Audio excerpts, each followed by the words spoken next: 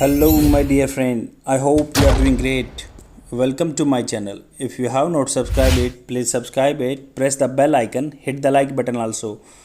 Today I will start 20th video of the history question.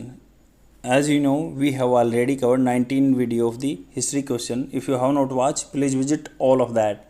That will boost your confidence regarding competitive syllabus. And friends, I have created so many playlists, means I'm providing all the data of the UPSC and all the state PCS examination. If you have not watched, please visit all of that.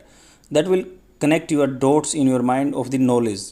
Definitely it will boost your confidence during the examination. If you will attempt the questions along with me, someday you will be at the stage to clear all the exams. And it is a slow process. We have to speed up our process by doing such type of practice like this I am providing are the mock test or the test series. और ये video Hindi and English में रहेगी. Start करते हैं 81st question से. With reference to the government of India act 1935 consider the following statements. Government of India act 1935 के बारे में स्टेटमेंट दिया हुआ है. फर्स्ट स्टेटमेंट है it made provision for a separate electorate for the women. Women के लिए सेपरेट इलेक्टोरेट बनाया. इलेक्टोरेट क्या होता है कि भाई जैसे वुमेन है वुमेन के लिए वोट डालेंगी, एससी कास्ट के बंदे हैं एससी के लिए डालेंगे, जनरल कास्ट के बंदे जनरल कास्ट के लिए वोट डालेंगे. ऐसे ही क्या सेपरेट इलेक्टोरेट के बारे में बात की गई. सेकंड है it introduce A by cameral legislature for the province of Bihar and Assam. By cameral क्या होता है, जैसे आपका लेजिस्लेटिव असेंबली होती है, लेजिस्लेटिव काउंसिल होती है, उसको ही बाई कैमरल बोलते हैं. जैसे सेंटर में भी लोकसभा या राज्यसभा के लिए इलेक्शन होते हैं, उसको ही बाई कैमरल बोलते हैं. तो बिहार या असम के लिए बाई कैमरल इंट्रोड्यूस किया. And the third one is the act abolish the India council of the secretary of state. जो एक्ट था 1935 का, उसने India council of the secretary of state उसने क्या अबॉलिश कर दी. तो कौन सा स्टेटमेंट करेक्ट है, आप अपना आंसर मार्क कीजिए. अगर आप साथ के साथ अटैम्प्ट करते जाओगे तो आपको पता चलेगी अटैम्प्ट कैसे करते हैं यूपीएससी के क्वेश्चन या स्टेट पीसीएस के क्वेश्चन. ए है फर्स्ट एंड सेकंड, बी है थर्ड, सी है सेकंड एंड थर्ड और डी है फर्स्ट सेकंड एंड थर्ड. तो इसका सॉल्यूशन डी है. The government of India act 1935 was based on the white paper on Indian constitution prepared by the British government after the third round table conference. Third round table conference के बाद जो law बनाया white paper पे, तो उसको government of India act 1935 कहते हैं. First statement correct है. The act extended the separate electorate and system of weightage to not only general Hindu या SC caste, Muslims, Sikhs, Europeans and Indian Christians and Anglo Indians but also to women. तो इन बंदों को भी separate electorate दिया और women को भी दिया. And the second statement is also correct. Bicameral legislature was introduced in 6 provinces: Bengal, Madras, Bombay, United Province and Bihar and Assam. तो Bengal, Madras, Bombay, united province and Bihar and Assam में बाई कैमरल लेजिस्लेचर बना, मतलब council भी बनाई और असेंबली भी बनाई. Third statement भी करेक्ट है. The act abolish the India council of the secretary of state establish by the government of India act 1888. मतलब जो 1857 की क्रांति उसके बाद 1858 में इस्टेब्लिश कर दिया था कि सेक्रेटरी ऑफ स्टेट्स. तो council of the secretary of states एक बना दी थी काउंसिल जिसमें आदमी नॉमिनेटेड थे, तो उसको इसने अबॉलिश कर दिया on the account of much agitation in India against the anti India policies. तो एंटी इंडिया पॉलिसी आती थी उनके खिलाफ, इंडिया में एजिटेशन होता था, भड़काव जाता था. Secretary of the state was given adviser who might or might not be consulted except in this respect of the issue related to service. तो सेक्रेटरी ऑफ स्टेट को क्या एडवाइज़र दिए हुए थे जो कंसल्ट किए जाते थे, कभी नहीं किए जाते थे except related to the service को छोड़ के. नेक्स्ट क्वेश्चन पे चलते हैं. ये आपका हिंदी में भी क्वेश्चन आंसर प्रोवाइड किया हुआ है. नेक्स्ट क्वेश्चन पे चलते हैं. With reference to the solid fuel ducted ramjet technology which was recently in the news, which of the following statements is और आर करेक्ट. फर्स्ट स्टेटमेंट है it is a technology developed by the DRDO for missile propulsion system. ये technology develop की गई थी DRDO के द्वारा missile propulsion system के लिए. सेकेंड है इट हैज़ ए प्रोपल्सन होता है ईंधन से रिलेटेड. सेकेंड है it has a solid fuel and oxidiser as a main payload. मतलब सॉलिड फ्यूल और ऑक्सीडाइजर इसमें मेन पेलोड की तरह यूज होता है. Third one is The missiles based on the technology are more suitable to fly at hypersonic speed with the higher maneuverability. मैन्योरेबिलिटी होता है कि आप उसको एरोबेटिक्स कर सकते हैं, अप या डाउन, जैसे उसके हिसाब से आप कर सकते हैं, रोटेट कर सकते हैं, रोल कर सकते हैं, याइंग मूवमेंट कर सकते हैं। तो उसके बारे में स्टेटमेंट है। तो कौन सा स्टेटमेंट करेक्ट है इन तीनों स्टेटमेंट में से, आप अपना आंसर मार्क कीजिए। ए है फर्स्ट ओनली, बी है फर्स्ट एंड सेकंड, और सी है सेकंड एंड थर्ड, और डी है तीनों ठीक हैं। तो इसका सॉल्यूशन ए है। Recently the DRDO and successfully conducted the test of the solid fuel ducted ramjet technology. Solid fuel ducted ramjet technology used in the long range air to air missile के बारे में बात की गई है, मिसाइल में use होती है। फर्स्ट स्टेटमेंट करेक्ट है। solid fuel ducted ramjet technology has been indigenously developed by the DRDO which is a missile propulsion system based on the concept of the ramjet engine principle. तो RAM होता है जो अपनी environment की हवा होती है, उस पर जेट इंजन वो होता है जो एक जगह से हवा लेता है, पीछे से निकालता है, तो उसको रैम जेट इंजन बोलते हैं। इंजन प्रिंसिपल पे ही काम करती है मिसाइल। सेकंड स्टेटमेंट करेक्ट है। Ramjet is a typically an air breathing jet engine, air के द्वारा सांस लेता है, ब्रेथिंग इंजन होता है, which uses the vehicle forward motion to compress the incoming air for the combustion without any rotating compressor, बिना compressor के rotate के। Hence it does not require oxidiser as a payload in the conventional jet engine, जो conventional jet engine में oxidiser payload की तरह use होता है, इनमें नहीं होता। Since they are taken oxygen from the atmosphere but it has a solid fuel as the main payload for the combustion, thus it is light in the weight and it can carry more fuels as longer range, ज़्यादा fuel ले जा सकती है missiles. Third statement incorrect है। The missile based on the solid fuel ducted ramjet technology flies at supersonic speed not hypersonic, मतलब supersonic speed पे जाती हैं, हाइपरसोनिक पे नहीं जाती हैं, with high manoeuvrability hence ensure that target aircraft cannot get away. Ramjet are not efficient at the hypersonic speed and work mostly efficiently at supersonic speed. Hyper मतलब उससे भी ज़्यादा हो जाए, तो आपका 1 मैक क्या होता है, सोनिक स्पीड होती है। सुपरसोनिक मतलब 2 मैक पे चला जाए, हाइपर 3-4 पे चला जाए। स्क्रैमजेट टेक्नोलॉजी जो होते हैं 6 मैक पे भी चला जाता है स्क्रैमजेट टेक्नोलॉजी वाला। नेक्स्ट क्वेश्चन पे चलते हैं। With reference to the August offer, consider the following statements. August offer के बारे में स्टेटमेंट दिया है। It was announced by the Secretary of State for India. वही सेक्रेटरी ऑफ स्टेट जो सचिव बनाए हुए थे स्टेट के लिए, स्टेट बोलते हैं इंडिया को, तो उनके द्वारा अगस्त ऑफर अनाउंस किया गया था। सेकंड है, it provided the composition of a constituent assembly to be set up by the Indian after the war. तो ये प्रोवाइड करता है कंपोजिशन, एक कॉन्स्टिट्यूएंट असेंबली जो संविधान को बनाने वाली असेंबली है उसको सेटअप करने इंडिया के द्वारा वार के बाद। थर्ड है, the offer was rejected by the Indian national Congress, Congress के द्वारा रिजेक्ट किया गया ऑफर। कौन सा स्टेटमेंट करेक्ट है, आप अपना आंसर मार्क कीजिए। ए है फर्स्ट एंड सेकंड, बी है थर्ड, सी है सेकंड एंड थर्ड, और डी है फर्स्ट एंड थर्ड। तो इसका सॉल्यूशन बी है। To secure India active cooperation in the war effort, second world war के बाद की बात है। The British government decide to offer certain concession to the Indian को कोई छूट दी उन्होंने, उसको ही अगस्त ऑफर बोलते हैं। सेकेंड वर्ल्ड वार के बाद, द्वितीय विश्व युद्ध के बाद। The offer was, first statement the offer was announced by the viceroy Linlithgow, note the secretary of the state for the India in 1940। तो वाइसरॉय के द्वारा ये बताया गया ऑफर, लिनलिथगो नाम था जिनका। सेकेंड स्टेटमेंट इनकरेक्ट है। It propose for the setting of India एक constitution making body, constituent assembly बोलते हैं, संविधान बनाने की एक body after the war. However it did not mention anything about the composition of the such body, composition के बारे में बात नहीं की, बट ये कहा गया कि कोई संविधान बनाने के लिए कोई असेंबली बनाई जाएगी आदमियों की। थर्ड स्टेटमेंट करेक्ट है। The August offer was rejected by the Indian National Congress. The offer of dominion status was stated as dead as a doornail by the Jawaharlal Nehru. तो जैसे जंग लग जाता है दरवाजे की कील पे, वैसे ही इसको डोमिनियन स्टेटस को बताया कि ये अपनी संप्रभुता जमाते हैं, हमारा कोई इसमें बेनिफिट नहीं है। नेक्स्ट क्वेश्चन पे चलते हैं।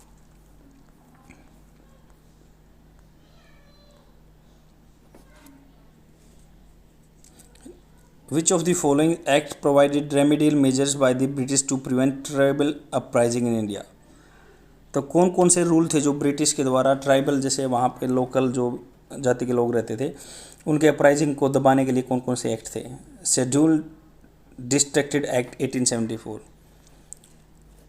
शेड्यूल डिस्ट्रिक्ट एक्ट मतलब शेड्यूल जो डिस्ट्रिक्ट एक्ट है 1874 का, government of India act 1870, Indian forest act 1878 और चार्टर्ड एक्ट 1813 और गवर्नमेंट ऑफ इंडिया एक्ट 1919। कौन सा स्टेटमेंट करेक्ट है? आप अपना से मार्क कीजिए कि दबाने के लिए कौन से थे जो ट्राइबल अपराइजिंग होती थी उसको। ए है फर्स्ट थर्ड फोर्थ, बी है सेकंड थर्ड फिफ्थ, सी है फर्स्ट सेकंड फिफ्थ और डी है फर्स्ट सेकंड फोर्थ। तो इसका सॉल्यूशन सी है। British authority understood the limitation of the use of power on tribals, जैसे जो जंगलों में रहते हैं ट्राइबल्स जाति रहती हैं, hence adopted several remedial measures to pacify the tribals and prevent uprising. तो उनको रोकने के लिए बहुत सारे रूल लाए, जैसे 1874 का रूल था the schedule district act provided for the remedial measures to prevent tribal uprising in India. It empowered the local government to declare any area as schedule district for the better administration. तो ये क्या power देता है local government को, declare any area schedule district for the better administration. जैसे ही आज मान लो हम शेड्यूल 6 में यूज़ करते हैं जिन AMTM असम, मेघालय, त्रिपुरा, मिजोरम को स्पेशल कैटेगरी स्टेटस बोला गया, डिस्ट्रिक्ट में ऑटोनोमस डिस्ट्रिक्ट काउंसिल होती है। वैसे ही टाइप का ये रूल था कि 1874 में आया था कि भाई डिस्ट्रिक्ट को किसी को भी एक स्पेशल डिस्ट्रिक्ट अनाउंस कर दो, उसमें उसी के हिसाब से गवर्न होगा। सेकेंड स्टेटमेंट करेक्ट है। The Government of India Act 1870 provided and for remedial measures to prevent tribal uprising in India. It conferred upon the Government General Council the power to approve laws, regulation made by the local and provincial government for the administration of a certain special area. Hence, it's provided some form of the regulatory mechanism to protect the interest of the tribal area. तो ये भी same ही 1870 का government of India act है। इसमें भी जो tribals area में आदमी रहते हैं उनको एक मतलब कॉन्स्ट्रेंट में लिखने के लिए या उनका रूल रेगुलेशन करने के लिए अलग अलग से रूल लेके आते रहे। थर्ड स्टेटमेंट इनकरेक्ट है। क्यों इनकरेक्ट है? क्योंकि Indian forest act 1878 was one of the reasons that puts tribal towards rebellion. इसकी वजह से एक ये रीज़न ये भी था कि इसकी वजह से आदमी बढ़ के थे। क्यों? Through this act thousands of acres of forest land were declared as a reserve forest. बहुत सारे एरिया को रिजर्व फॉरेस्ट दे दिया, which led to the restriction on the shifting cultivation. जैसे जो एक जगह खेती करते हैं उसके बाद दूसरी जगह चले जाते हैं, उसको रेस्ट्रिक्ट किया। टिम्बर यूज़ किया, जो वहाँ पे टिम्बर का पेड़ होता है उसके यूज़ करने से मना किया। एनिमल है grazing rights of the tribals, this loss of the access of the forest area and forest produced by the tribals led to the rising discontent among them. मतलब वहाँ के आदमियों के अधिकार खोज लिए, क्योंकि अब ये रिसेंट की भी कहानी है। 2013 में जो फॉरेस्ट राइट्स एक्ट आए कि उनमें कहा गया टिम्बर को यूज कर सकते हैं, कि टिम्बर को एज ए पेड़ नहीं लिया उन्होंने, एज ए ट्री नहीं ले रखा। तो वैसे मेजर से जो 1878 का ये था फॉरेस्ट एक्ट था, उसके अकॉर्डिंग क्या है, वो फॉरेस्ट प्रोड्यूस को यूज़ नहीं कर सकते। मान लो शहद इकट्ठा किया, उसको यूज़ नहीं कर सकते, तो उसने अपराइजिंग तो होगी, तो इसलिए वो अपराइजिंग के लिए था। फोर्थ स्टेटमेंट इनकरेक्ट है। Chartered act of the 1813 allowed the missionaries, जो धर्म को परिवर्तन करते हैं, इंडिया में इंटर कर गए और कंटिन्यू टू एजुकेशनल प्रोजलाइटाइजिंग एक्टिविटी। तो उनको एक्टिविटी को धर्म परिवर्तन के लिए यूज़ करने लगे। तो ये फ्रीली यूज कर रहे थे, इस 1813 के बाद फ्रीली आने लगे, तो इसलिए तो अपराइजिंग को बढ़ाया घटाया नहीं है। और फिफ्थ स्टेटमेंट करेक्ट है। Government of India act 1919 provided for remedial measures to prevent tribal uprising in India. The act empowered the governor general in council to declare any territory of backward tract. Also, the backward tract were classified as a wholly excluded area or modified excluded area. Central and provincial legislature had no power to make law with respect to the wholly excluded area, thus providing for the better administration of the tribal area and protecting the interest of the tribal people. यही government of India act जो आया, तो इसमें क्या है, ये 1919 का act है कि इसमें कुछ एरिया को ऐसे दिया गया कि इन पे गवर्नर जनरल का कोई अधिकार नहीं रहेगा, उनकी डिस्ट्रिक्ट की खुद की गवर्नमेंट चला सकते हैं, उनसे अपराइजिंग दबेंगे, उसके लोभ में वो आगे प्रलोभन में कुछ अटैक नहीं करेंगे ब्रिटिश गवर्नमेंट के खिलाफ। नेक्स्ट क्वेश्चन पे चलते हैं। Consider the following statements with reference to the technology and innovation report 2021 that was released recently। तो रिसेंटली ये एक report technology and innovation report 2021 की आई है, इसके बारे में स्टेटमेंट है। फर्स्ट स्टेटमेंट है it is released by the United Nations Conference on the Trade and Development UNCTAD. Second है it examines the likelihood of the creation and widening of the inequality due to the frontier technology. ये creation करता examine करता है जो creation हुआ widening inequalities हैं जो technology के बीच में उनके बारे में. थर्ड है India is the biggest over performer in the frontier technology compare to the its expected performance based on the GDP. तो इंडिया क्या है इसमें बिगेस्ट परफॉर्म किया है टेक्नोलॉजी में, फ्रंटियर टेक्नोलॉजी जो आगे हैं या जीडीपी के मुकाबले में ज़्यादा परफॉर्म किया. कौन सा स्टेटमेंट करेक्ट है कि हम टेक्नोलॉजी में आगे बढ़ रहे हैं या नहीं. जैसे ए है फर्स्ट एंड सेकंड, बी है सेकंड एंड थर्ड, सी है फर्स्ट एंड थर्ड और डी है फर्स्ट सेकंड एंड थर्ड. तो इसका सॉल्यूशन डी है, तीनों ही करेक्ट हैं. Technology and Innovation Report 2021 was recently released by the United Nations Conference on the Trade and Development. Frontier technology are defined as the potential disruptive technology which address large-scale challenges faced by the world. They are the intersection where radical forward thinking and real-world implementation made. Few examples of the frontier technology are artificial intelligence, robotics, 3D printing and the Internet of Things. ये 3D के example हैं. First statement correct है. The report is release by the United nation conference on the trade and development. ये जो report है पहली United के द्वारा रिलीज की गई. सेकंड स्टेटमेंट करेक्ट है. It examines the likelihood of a creation of widening of inequality due to the frontier technology. It also address national and international policy instrument and institutional reforms which are needed to create a more equal world of the opportunity for all. तो एक ऐसे environment की जो इसमें expectation करते हैं कि सब के लिए जो बेनिफिशियल रहे और टेक्नोलॉजी में हम आगे बढ़ें. तो इनइक्वालिटीज़ हैं उनको वाइडनिंग कर रही हैं जो टेक्नोलॉजी उनमें कम गैप हो. और ये नेशनल एंड इंटरनेशनल पॉलिसी इकट्ठी आए, इंस्ट्रूमेंट, इंस्टीट्यूशनल रिफॉर्म या कोई भी इंस्टीट्यूशन के लिए रिफॉर्म किया जाए तो सबके लिए अपॉर्चुनिटी बराबर हो. थर्ड स्टेटमेंट करेक्ट है. India is the biggest over performer in the frontier technology compared to the expected performance based on the GDP as per the country readiness index of the technology and the innovation report 2000. तो कितना innovation हुआ India में, कितनी technology improve हुई, इसमें क्या है over performer है जीडीपी के कंपैरिजन में India actual rank as per the index is 43 while its estimated rank based on the per capita income is 108. मतलब हमारी पर कैपिटा इनकम बढ़ गई, उसके बेस पे 108 है. दस India has over performed over the other countries by 65 ranking position which makes it biggest over performer.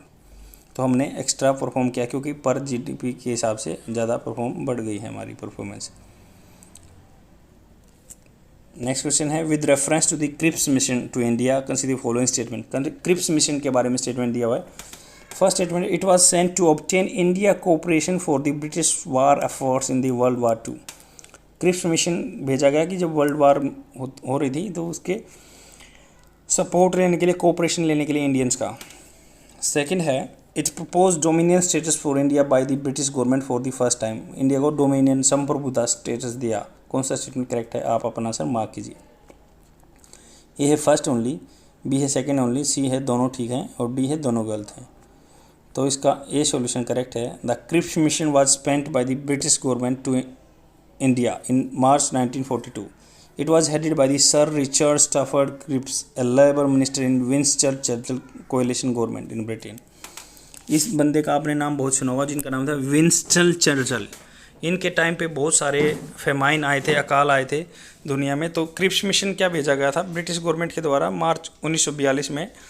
जो हेड कर रहे थे कौन, सर रिचर्ड स्टफर्ड क्रिप्स नाम था जिनका. तो लेबर मिनिस्टर थे विंस्टन चर्चिल की कोएलिशन गवर्नमेंट में ब्रिटेन में जो थी. During the second world war the threat of the Japan का बहुत मतलब थ्रेट था ब्रिटिश इंडिया को, was looming and Indian support was essential for the Britain war efforts. Britain was facing pressure from the United States of America and other allied leaders over its imperial policy in India. तो इनको खतरा था अंग्रेज़ों को, इसलिए वो Indian का support चाहते थे. They are also wanted Britain to secure Indian cooperation for the British war efforts. This led to the British government to send Cripps mission to India or to obtain Indian cooperation for the British war efforts in the Second World War.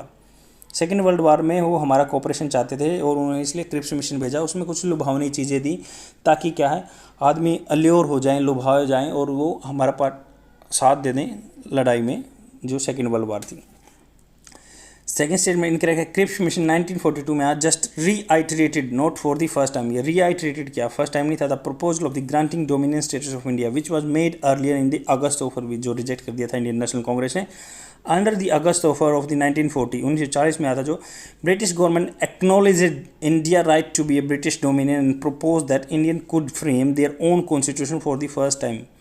तो उसमें ही बताया था कि वो constitution assembly बना सकते हैं, constituent assembly, ये अगस्त ऑफर में बताया गया था, ये सेकंड टाइम था। तो नेक्स्ट क्वेश्चन है consider the following statements regarding Bhagat Singh. Bhagat Singh के बारे में स्टेटमेंट दिया हुआ है।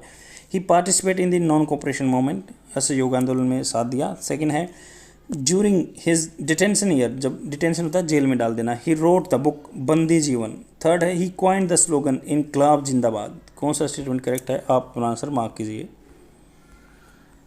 ए है फर्स्ट एंड सेकंड, बी है सेकंड एंड थर्ड, सी है फर्स्ट ओनली और डी है थर्ड ओनली। तो इसका सॉल्यूशन सी है फर्स्ट ओनली, इसका करेक्ट आंसर है। Bhagat Singh actively participate in the non cooperation movement, he later distance himself from the Gandhi non violent approach after the Chauri Chaura incident 1922 and align himself the young revolutionary movement. तो चोराचारी कांड के बाद वो अलग हो गई इस मूवमेंट से, हालांकि नॉन कोऑपरेशन मूवमेंट को उन्होंने सपोर्ट किया था। सेकंड स्टेटमेंट इनकरेक्ट है। Sachindra Nath Sanyal wrote Bandi Jivan a life of the captivity in 1922। जब चोराचारी कांड के पास इन्होंने जेल हुई थी सचिंद्र नाथ सान्याल को, इन्होंने लिखी लाइफ ऑफ द कैप्टिविटी, बंदी की। During his internment at the cellular jail, Bhagat Singh writings are compiled as jail diary and other writings. Bhagat Singh की जो राइटिंग्स थी उनको कंपाइल किया गया था जेल डायरी में, अदर राइटिंग्स में। थर्ड स्टेटमेंट करेक्ट है। The famous slogan Inquilab Zindabad was given by the Hasrat Mohani. This famous slogan inspired the activities of the Hindustan socialist republic association HSRA, particularly Ashfaqulla Khan, Bhagat Singh and Chandrashekhar Azad. तो ये इनकलाब जिंदाबाद ने हसरत मोहानी जी ने दिया था स्लोगन। नेक्स्ट क्वेश्चन पे चलते हैं। Which among the following was or were the features of the quit India movement. Bharat छोड़ो आंदोलन के लीडरलेस मूवमेंट था क्या, फॉरेस्ट सत्याग्रह था, आज़ाद दस्ताज था या विद्युत वाहिनी। तो इनमें से कौन सा स्टेटमेंट करेक्ट है, आप अपना आंसर मार्क कीजिए। ए है फर्स्ट एंड थर्ड, बी है सेकेंड एंड फोर्थ, सी है फर्स्ट थर्ड फोर्थ और डी है फर्स्ट सेकेंड थर्ड फोर्थ। इसका सॉल्यूशन सी है। On 8th of August 1942, at All India Congress Committee session in Bombay, Mahatma Gandhi launched Quit India Movement। 8 अगस्त 1942 को उन्होंने quit India movement launch किया। It was a clarion call and the British rule in India. ये एक final call थी British India को करने के लिए। Quit India movement was leaderless movement था। Gandhi ji built the tempo of the movement carefully but the government was in no mood to negotiate. They arrested all the top Congress leaders in a single sweep and sent them to the unknown destination. Removal of the established leader left the younger and militants their own initiative। मतलब उनको jail में डाल दिया तो उनका leaderless initiative हो गया, younger अपने डायरेक्शन से चल रहे थे। Forest Satyagraha was an eminent feature of the civil disobedience movement in 1930। जो फॉरेस्ट सत्याग्रह था 1930 का था, ना कि 1942 में जब क्विट इंडिया मूवमेंट आया था। Maharashtra, Karnataka and Central Province tribal violated the forest laws to asserted their right to free timber and other forest products। Timber को यूज करना चाहते थे वो फ्री में। थर्ड स्टेटमेंट करेक्ट है। In the wake of the quit India movement they occurred peasants movements in the Bihar which after the government repression led the new organization structure called। जो quit India movement था उसका किसान उजागर हुए movements में बिहार में, which after the government repression led to a new organization structure called the आज़ाद दस्ताज या gorilla बंस। आज़ाद दस्ताज या गोरिल्ला बंद ये बिहार में लागू हुआ, किसानों ने लागू किया क्विट इंडिया मूवमेंट के पास। It conducted raids on the ammunition depot, treasures और अदर गवर्नमेंट ऑफिस पे भी उन्होंने अटैक किया। फोर्थ स्टेटमेंट करेक्ट है। During the quit India movement in order to resist possible Japanese aggression to face the government atrocities, the Bengal Congress leader thought it necessary to set up a volunteer corps, hence a large army of the volunteer known as विद्युत वाहिनी, lightning army. तो विद्युत light बोलते हैं जैसे हिंदी में, और वाहिनी आर्मीज़। तो जो क्विट इंडिया मूवमेंट है, बाहर छोड़ आंदोलन के टाइम पे जो जापानीज़ का इन्वेजन का, अटैक का, इनको ब्रिटिश को खतरा था, तो इन्होंने कुछ लीडर ने मिलकर एक जो वॉलेंटियर जो अपने आप आना चाहते थे इच्छुकों की एक बटालियन बना ली, इसको विद्युत वाहिनी बोला। was established as Sushil Kumar धारा as its commander, and the विद्युत वाहिनी were entrusted with the task of removing war phobia from the minds of the people, preventing export of the rice from the district, to launch constructive works in the rural Midnapur. तो rural area में काम बढ़ाया, खेती बढ़ाई rice की, और उन्होंने कहा कि भाई आप डरो मत, लड़ाई से कोई दिक्कत नहीं है। इन्होंने ये बात फैलाई। नेक्स्ट क्वेश्चन पे चलते हैं। With reference to the budgetary process during the British rule in India, consider the following statement. First step, preparation of the annual budget and laying it before the legislature was first introduced in the 1860। पहली बार जैसे budget पेश करते हैं वैसे ये 1860 में हुआ था क्या। सेकेंड है, the act of the 1892 allowed the right to discuss the budget under the certain condition for the first time। जो एक्ट है 1892 में अलाउड किया right to discuss budget under the certain condition of the first time only in the central legislative council. Third है, right to ask supplementary questions over the budget was not given until 1992। 1919 तक जो supplementary question का कोई right नहीं दिया गया था, जैसे आजकल पूछते हैं सप्लीमेंट्री क्वेश्चंस। कौन सा स्टेटमेंट करेक्ट है, आप अपना आंसर मार्क कीजिए। ए है फर्स्ट ओनली, बी है फर्स्ट एंड थर्ड, और सी है सेकंड एंड थर्ड, और डी है फर्स्ट एंड सेकंड। इसका सॉल्यूशन ए है। फर्स्ट स्टेटमेंट करेक्ट है, the system of the preparing an annual budget. Annual budget जो प्रिपेयर करने का सिस्टम है, laying it before the legislator was first introduce in India 1860 by the James Wilson. James Wilson के द्वारा ये पहला बार ये ऐसा काम किया गया था। वो आज a member of the British parliament sent to India as a finance minister of the viceroy council. तो वो एक फाइनेंस मिनिस्टर थे, विल्सन नाम था जिनका। तो उन्होंने पहली बार प्रोजेक्ट रखा था कि पार्लियामेंट में बजट पेश करने का। सेकेंड स्टेटमेंट करेक्ट है, the act of 1892 considered the both the central and provincial council at the privilege of the financial criticism और the right to discuss the budget under the certain condition for the first time. तो दोनों ने discuss किया, जो central government थी या provincial government थी, दोनों ही डिस्कस किया। फाइनेंशियल क्रिटिसिज्म भी किया कि इतना फंड हमें चाहिए, वही सेम आजकल जो होता है। थर्ड स्टेटमेंट इनकरेक्ट है, the right to ask question for seeking information from the government was provided in 1892 but the right to ask supplementary question was given in 1909। Supplementary question का 1909 में दिया, बाकी क्वेश्चन पूछने का 1892 में दे दिया था। नेक्स्ट क्वेश्चन पे चलते हैं। With reference to the all India trade union Congress which of the following statements is और आर करेक्ट। फर्स्ट है, it was formed in 1920 to elect an Indian delegation to the International Labour Organization ILO में select करने के लिए। Second है, it adopted a resolution of the पूर्ण Swaraj way before the Indian National Congress। Third, it is currently the trade wing of the Indian National Congress Party। कौन सा statement correct है, आप अपना आंसर मार्क कीजिए। ए है first only, B है third only, सी है दोनों ठीक हैं, फर्स्ट एंड सेकेंड, डी है फर्स्ट सेकेंड थर्ड ठीक है। तो इसका सॉल्यूशन सी है, फर्स्ट एंड सेकेंड ठीक है। All India trade union Congress was founded on 31st October 1920 with Lala Lajpat Rai as its first president. It completed its 101 year of the formation on the 31st October 2020. It is the oldest trade union. सबसे पुरानी all India trade union Congress है। All India Trade Union Congress was formed in 1920 to elect an Indian delegation to the International Labour Organization ILO में पहुंचाने के लिए। तो ये world federation of the trade unions के द्वारा एफिलेटेड थी। सेकेंड स्टेटमेंट करेक्ट है, in this second session in 1920 in Jharia Jharkhand में it adopted a resolution of the Purna Swaraj complete independence from the British rule almost 8 years before the adoption of the Purna Swaraj by the Indian national Congress in the Lahore session in 1929। तो इन्होंने तो पहले ही पूर्ण स्वराज का कर लिया था झरिया में कॉन्फ्रेंस के दौरान। थर्ड स्टेटमेंट करेक्ट है, since 1945 the all India trade union Congress has been associated with the communist party of India not Indian national Congress party. तो जिन्होंने 1945 से ये ऑल इंडिया ट्रेड कांग्रेस थी, एसोसिएटेड थी कम्युनिस्ट पार्टी ऑफ इंडिया से, कांग्रेस से affiliated या एसोसिएटेड नहीं थी। ये आपका हिंदी में आंसर प्रोवाइड किया हुआ है।